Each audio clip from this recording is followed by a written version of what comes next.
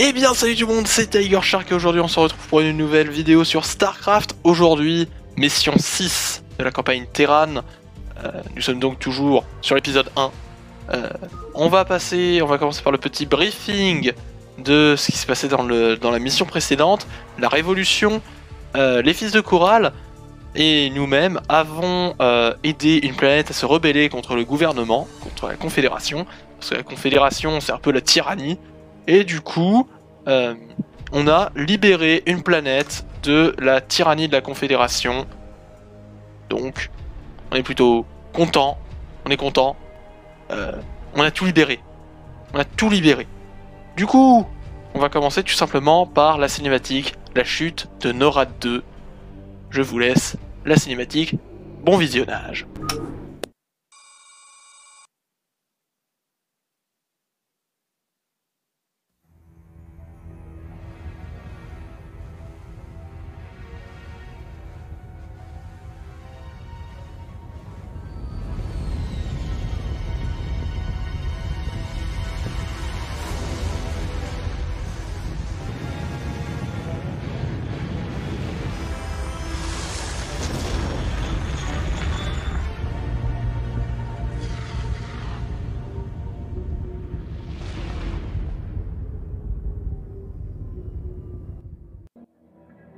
Norad 2, base logistique secrète, colonie d'Antiga Prime.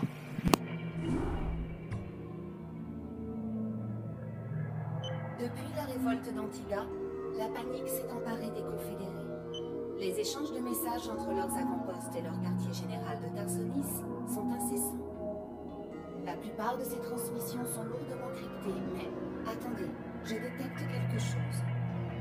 Ici le général Duke, depuis Norad 2, le vaisseau amiral de l'escadron Alpha. Nous avons dû nous poser en urgence et faisons face à de violentes attaques Zerg. Nous requérons l'assistance immédiate de quiconque recevra ce message. Je répète, ceci est un appel de détresse prioritaire. Des Zerg ici? Bien fait pour eux après tout. Ça leur apprendra à fourrer leur nez partout. Jim, je veux que vous alliez sauver cette base. Dites-moi que j'ai mal entendu. Arcturus, vous êtes devenu fou? Écoutez, je sais que Duke est une ordure sans état d'âme, mais les colons n'y sont pour rien. Et compter un général confédéré parmi nos alliés pourrait se révéler un atout considérable. Nous ne pouvons pas passer à côté de cette occasion. Je n'aime pas ça du tout. Je ne vous demande pas d'apprécier, je vous demande d'obéir. Soit.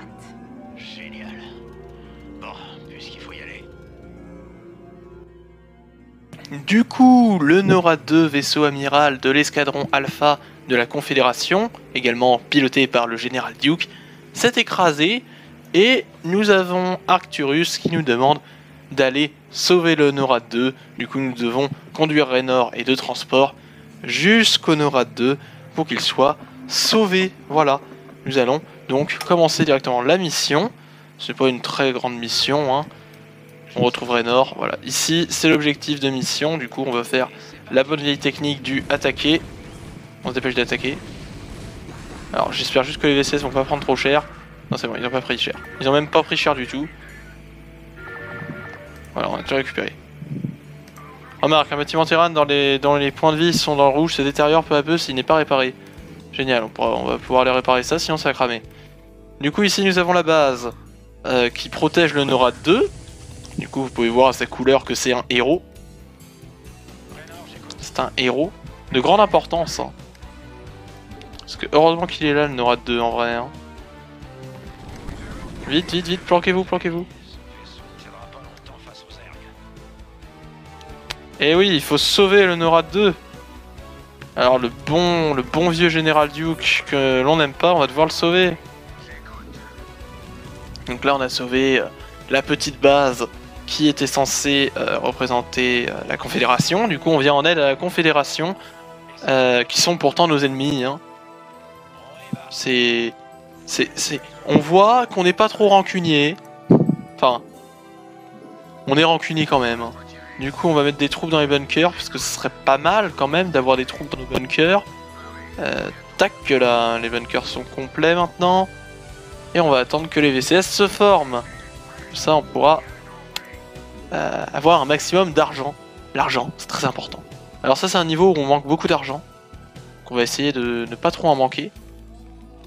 Allez, centre technique, cours de construction. Ici, on planque. Est-ce que le Goliath... Voilà. Du coup, on va tout de suite passer à la présentation de la nouvelle unité. Le Goliath, voilà, je vous avais dit que j'en parlerai lors du prochain niveau. Eh bien, le voici, très puissant.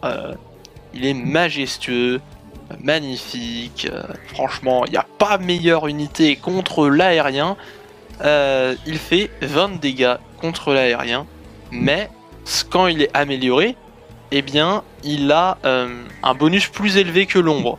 Du coup, c'est pour ça que je dis qu'il est meilleur contre l'aérien que l'ombre. Voilà. Au niveau du sol, il fait plus de dégâts que l'ombre et que beaucoup d'unités au sol déjà. Moins que le vautour au niveau des dégâts classiques. Mais, comme c'est comment dire? Comment expliquer ça? Comme c'est de l'artillerie, un minimum blindé, le Goliath est plus efficace contre les tanks que notre ami le vautour. Voilà, donc le vautour, c'est pas fiable en ce qui concerne vaincre des tanks, mais en ce qui concerne vaincre des unités terrestres plutôt faciles, de l'infanterie de début, genre Marines, Flammeurs, VCS, ça c'est très efficace. Hein. Il faut bien gérer les compositions. Du coup, maintenant qu'on a du gaz, nous pouvons réparer les Goliaths, car les Goliaths se réparent à partir de minerais et de gaz. Voilà, pas que de minerais, comme beaucoup de bâtiments et même véhicules, hein, parce qu'il y a beaucoup de véhicules qui sont qui utilisent que le minerai. Hein. En fait, non, je rigole, il y a que le vautour. On va tout de suite construire un bunker ici pour avoir un minimum de protection, parce que le bunker c'est un peu la vie pour protéger sa base. Et là, nous avons une caserne. Donc cette caserne, il va falloir l'utiliser. Elle va charbonner, hein, la caserne. Hein. Je vous le dis tout de suite, elle va charbonner. Alors, on va aller réparer le NORAD 2 parce qu'il est en train de prendre des dégâts. Il est considéré comme un bâtiment. Du coup, quand il se retrouve dans le rouge, il va un petit peu cramer. Donc c'est pas ouf. Répare. Répare le Goliath. C'est plus important que le NORAD 2 là pour le coup. Parce que si on perd les troupes qui protègent le NORAD 2, c'est pas ouf quoi. Puisque faut savoir que le NORAD 2 ne va jamais se faire prendre pour cible par les ergs avant que les troupes du coup ne cèdent. Donc n'hésitez pas à soigner les Goliaths en premier, à réparer les Goliaths et les bunkers en priorité par rapport au NORAD 2. Ça, il ne faut pas hésiter l'espace d'un instant. Nous allons faire quand même quelques Marines, parce que le bunker ici est incomplet. D'ailleurs, aucun bunker n'est complet, mais il y en a certains qui ont des Marines dedans. Alors, on va rester un petit peu sur les débuts. Hein. Il faut un maximum d'argent. L'argent, c'est un peu juste sur ce niveau. Est-ce qu'on a une académie? Non, on n'a pas d'académie. Dans ce cas, on va faire une académie. Juste ici, voilà, une petite académie. Comme je disais, c'est un let's play legit. Du coup, je ne montrerai pas de cheat code durant ce let's play. Hein. Je précise encore une fois pour ceux qui se posent la question. Parce que les cheat codes, hein, c'est pas difficile à les trouver sur StarCraft. Vous appuyez sur le bouton entrée, vous avez l'option message qui s'affiche. Et vous tapez le code triche. Voilà. Je vous dis comment faire, mais je ne vous montre pas les codes triche. De toute façon, c'est pas difficile, vous cherchez sur internet. Voilà, cherchez sur internet. Faites comme les grands. Par contre, faites attention, hein, parce que sur internet, on trouve plein de choses qui sont bizarres. Hein. C'est pas bien internet, hein. Pas bien du tout. Mais moi, je ne poste pas du tout de vidéos sur internet, vous racontez n'importe quoi. Je ne fais pas du tout de vidéos sur YouTube. C'est pas internet, ça, c'est un réseau social. C'est pas du tout vrai. Mais bon, voilà. Ne critiquez pas mon humour, j'essaie d'être marrant, quoi. C'est bien d'être rigolo. Voilà. Rigoler, SVP, j'ai pas d'amis. Heureusement que j'en ai. Alors. Je m'excuse par avance pour une autre chose. c'est le fait que je bouge beaucoup l'écran comme ça, blablabla. Parce que je suis un peu obligé, puisque mon écran étant petit, je suis obligé de beaucoup bouger l'écran si je veux pouvoir suivre un minimum le jeu. Voilà, déplacer mes troupes. Merde, ça sert à rien de l'emmener là. Je vais essayer de quand même moins bouger l'écran de façon à ce que ça fasse un peu moins le tournis, ça donne un peu moins le tournis aux différentes personnes. Mais bon. Oh, le VCS qui gêne tout le monde. Oh là là. Le VCS qui gêne tout le monde. Ça gêne tout le monde les VCS, ils s'entre-gênent et tout. Du coup, on débloque l'armurerie, donc on va enfin pouvoir améliorer les véhicules. C'est bien, parce que l'armurerie permet de former les Goliaths en fait. Donc on va enfin pouvoir améliorer les vaisseaux et les véhicules. Vraiment bien ça. Du coup, tu vas te planquer dans ton bunker, toi? Ah non, c'est pas celui-là. En tout cas, tu te planques dans celui-là. Hein. On se planque, les enfants, on se planque. Ils sont confinés. Oh non, les VCS sont coincés. Oh merde. Mais du coup, construire le transport, ça va être pratique. Hein. Là, je suis pas doué. Veillez à ne quasiment jamais coincer vos VCS là-dedans. Puisque quand même, c'est un peu relou d'avoir à chercher le VCS. Alors que c'est juste une erreur de manipulation. On va augmenter la portée des Marines. Comme ça évitera les Zergs de passer discrètement par là. Peut-être pas mal d'augmenter la portée de ses troupes. Un dernier Marine et ce sera bon. Raynor. Bon, on n'a pas besoin de grand chose. Pour ceux qui se demandent pourquoi j'ai créé un bunker ici, c'est parce que, à tous les coups, faut savoir que dès que vous avez un endroit où il n'y a pas de bunker, l'ennemi va passer par là. Les IA, elles sont pas débiles dans StarCraft.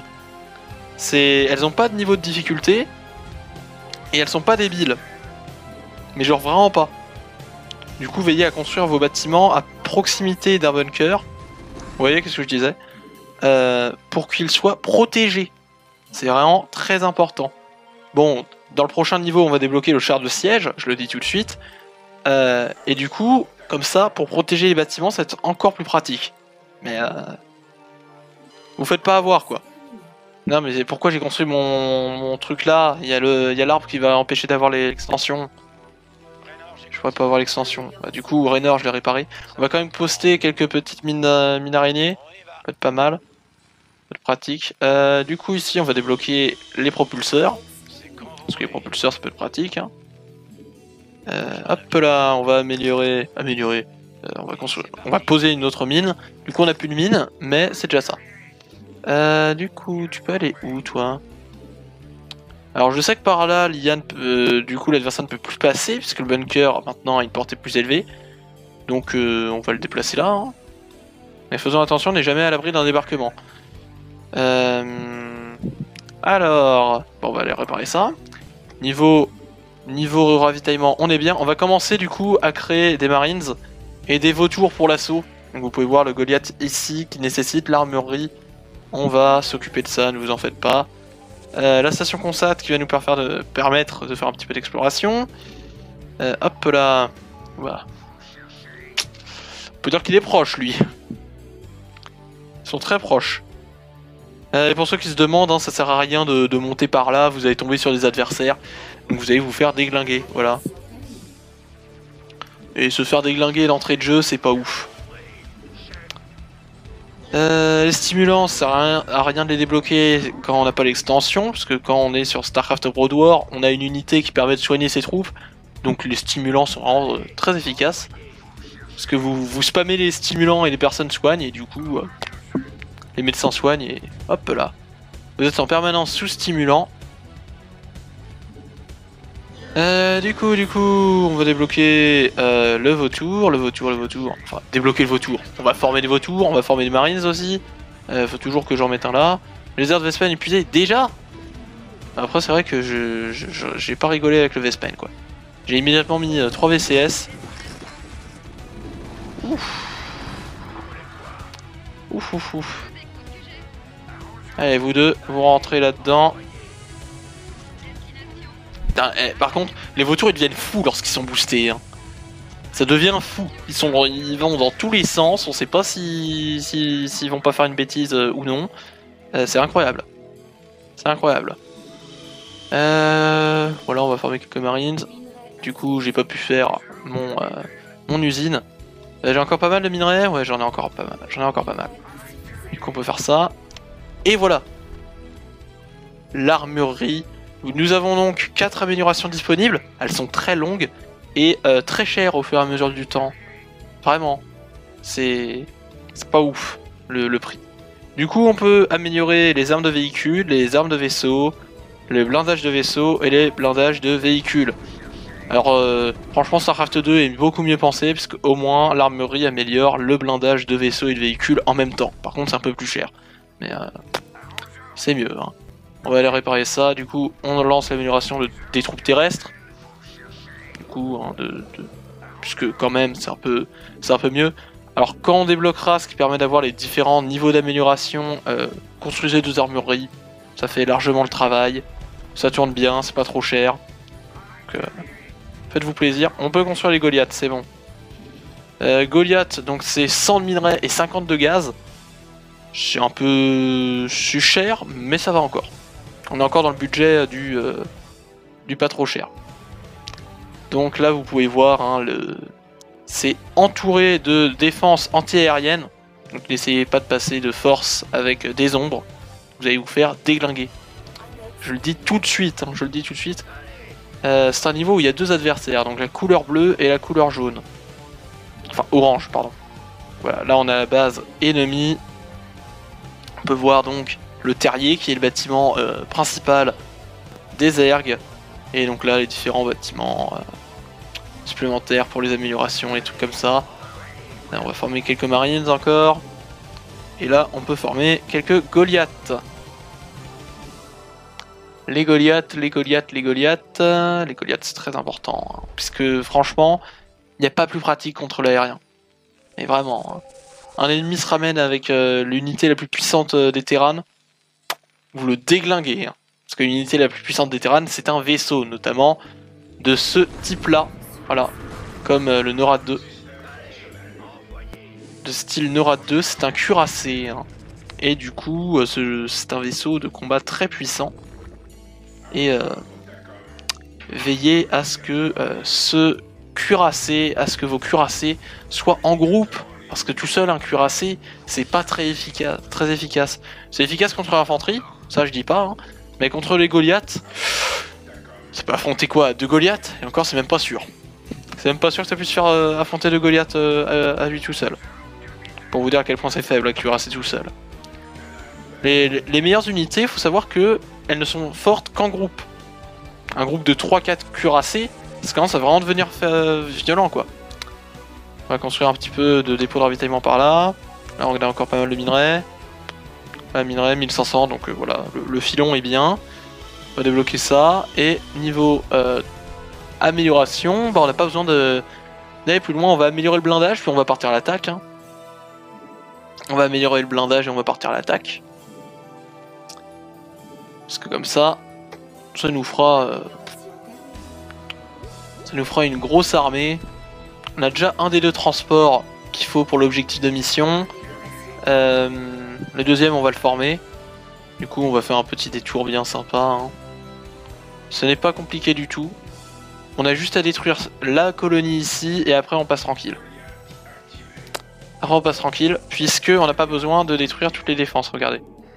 Voilà, ici on a les différentes défenses ennemies. Notamment voilà, des petits zerglings et tout. Mais si on joue bien, on prend 2-3 ombres, on force le focus de ça, des colonies défensives sur les ombres et les vaisseaux de transport passent. Du coup, veillez à préparer quand même 2-3 ombres. Voilà, on va faire un transport, voilà. Ou alors vous faites comme moi, vous venez en grand bourrin, vous prenez toute votre armée, vous l'emmenez jusqu'ici et vous voyez ce que ça donne. Hein. Ça marche, hein. Ça marche très bien. Je peux vous le dire, je fais ça depuis toujours. Parce que avant, moi j'y allais en mode bourrin, hein. Je savais pas que les jeux de stratégie ça requérait vraiment de la stratégie. Hein. Je partais en mode Clash of Clans, je balançais, je voyais. Hein. Genre les chars de siège, et j'utilisais leur capacité de siège, mais rarement. Hein. Du coup, est-ce qu'il n'y a pas un autre moyen de passer? Bah si, il y a un autre moyen de passer, c'est carrément de passer comme ça. Là vous passez ici, vous n'avez même pas besoin d'ombre. C'est juste magnifique. C'est juste magnifique. Est-ce que l'armée est prête? L'armée est plus ou moins prête, voilà.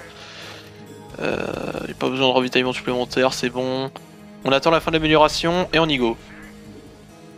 Faut faire attention parce que les niveaux commencent à devenir de plus en plus compliqués.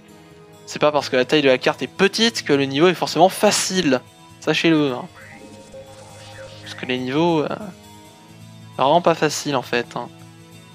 Du coup, on va attendre un peu.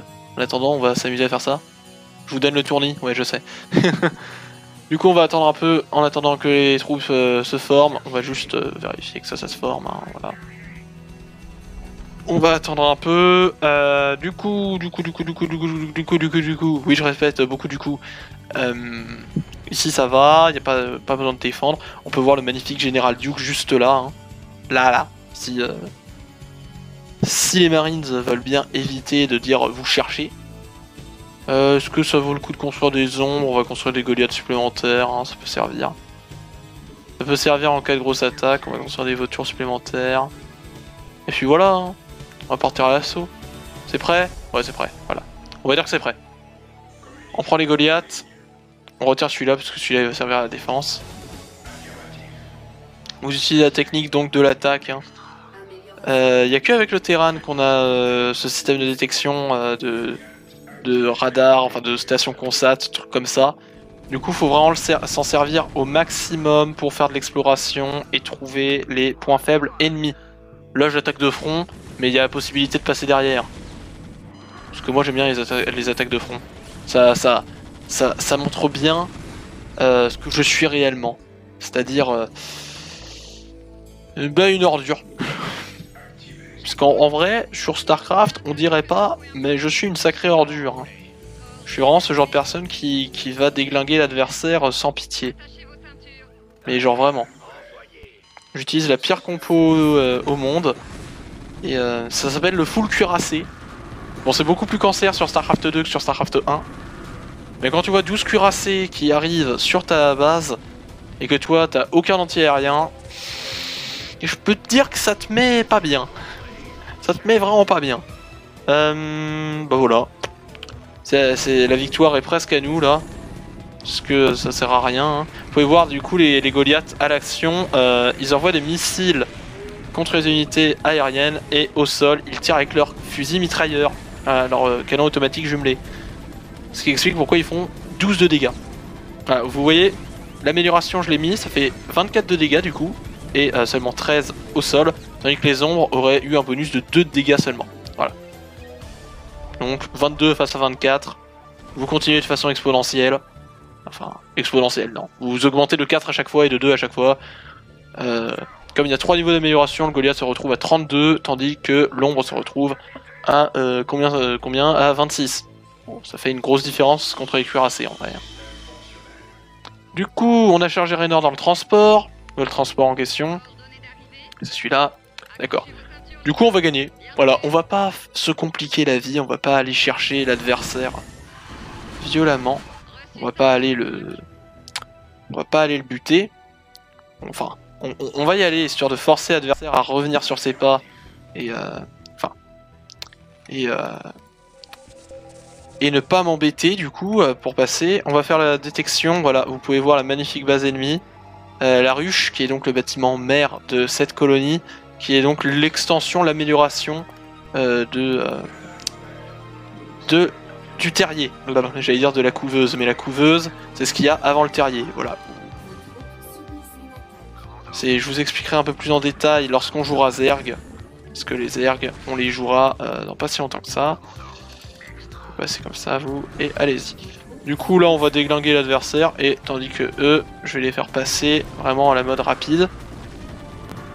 Très rapide. Vous pouvez voir, là, je suis en train de déglinguer sa base. Alors, on galère à passer au début, et vous allez voir que après, on passe tranquille.